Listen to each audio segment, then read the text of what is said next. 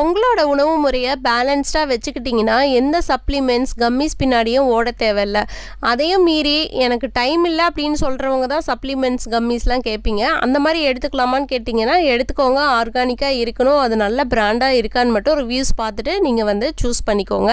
ஏன்னா அதையும் மீறி நமக்கு சாப்பிடவே டைம் இல்லை, எனக்கு பண்ணவும் தெரியல அப்படிங்கிறப்ப வேறு வழி இல்லை, சப்ளிமெண்ட்ஸ் தான் எடுத்தாகணும்.